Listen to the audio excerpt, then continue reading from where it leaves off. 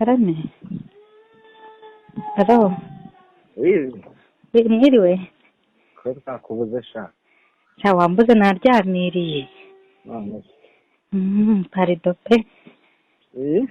Parido naryamiriye. Cyaryamye na n'ubu. Oya, njutse mu kanya. Nagushatse mu kazi koko. Nanshatse mu kazi murambura mu mbabarire. Nanshatse mu kazi murambura mu mbabarire.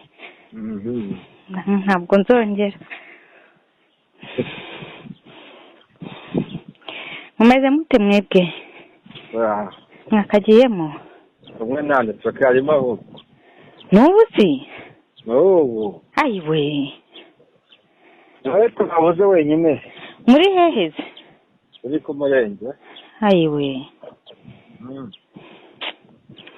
Nihangane. Nande tuwe nande wowe. Nyine nandi mu rugo.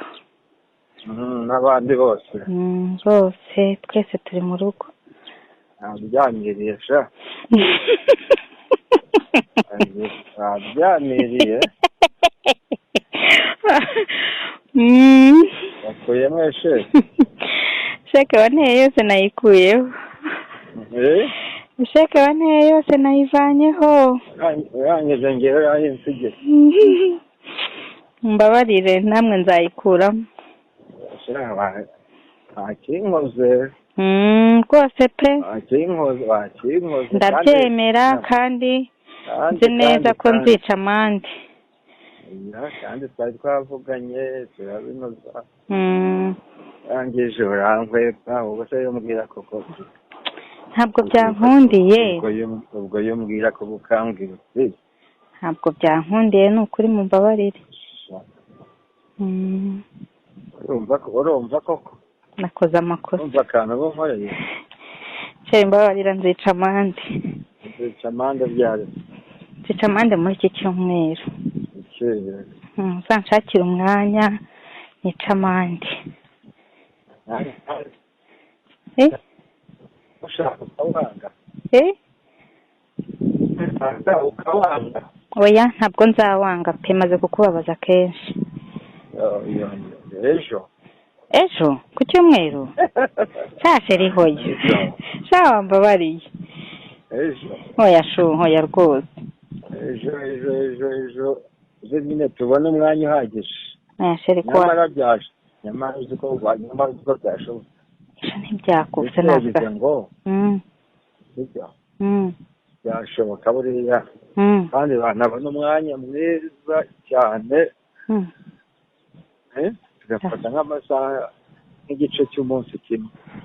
Byashoboka rwose. Sheri unavuga ko ngiye. Ushobora kuvuga uti nk'ubu koko hageze nka dosiye tugahamagarira mu kazi ikomeye kuri wa gatanu cyangwa ku cyumweru cyane waza ko bijya bibaho naza none si ubwo nk'umuyobozi ngo uhamagaye muri dosiye ikomeye ejo kuko ntiwaza. Sheri wambabariye tukazabikora mu minsi y'akazi. Umva sheri karame rwose umfashije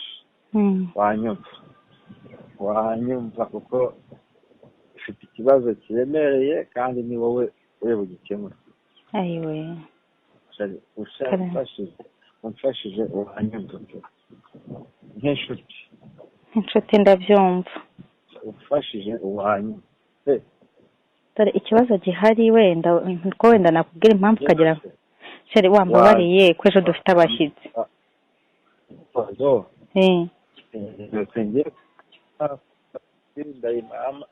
Kandi yaba yarangiye. Ukaza nka saa moya za mu gitondo tugahurira nka Nyabugogo.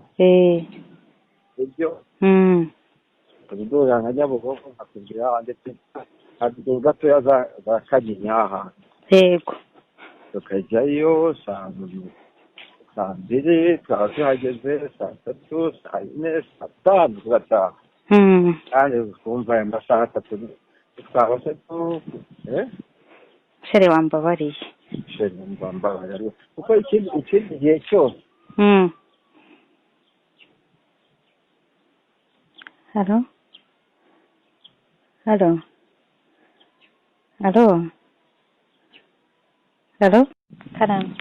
oye ndi kukubwira ngo utegeze kuko ikindi gihe cyose n'ubundi tuzabipana kandi n'ikiki nyamara ubipanze rwose pe ukabishyira muri gahunda ukabitegura ukasaba uruhushya kare bakuje gukora yakunda pe ejo mfite abashyitsi ni ukuri mbabarira ni ukuri se bazaza tutatandukanye reka nkubwire so nkunda wakihangana so nkunda mbabarire ukamfasha ko bikomeye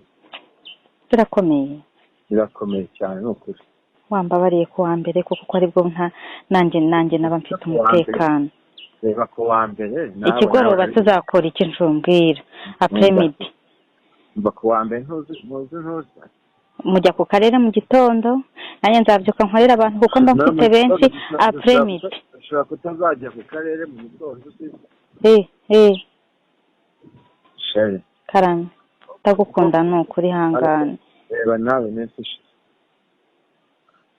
ayiwe ndebera nawe yego wamfashije nk'icyo ejo nta stress nta bindi bintu by'ubutanta sibyo ariko tubipanze kwa mbere apremidi byakunda seri wambabariye kuko nanjye byaba bimvunye kwa mbere apremidi wareka tugapanga neza ndashize seri hangane nzagushimisha pe ndashize nzagushimisha tuzisanzurana nzagushimisha cyane aha sheri karame sheri wanjye nkunda birangoye nshuti birangoye wumve ko bingoye cyane ndabyumva nanjye kwa mbere nzakoresha uko nshoboye nguha amasaha nkane nguhobere nkuryame mu gituza nkunda sibyo amasaha nkangane ane apremidi yose sheri uzayabona apremidi se buriya tuyipanze se twayikora nzayabona sheri apremidi sheri nyamara ejo wari umunsi mwiza uri sefu rwose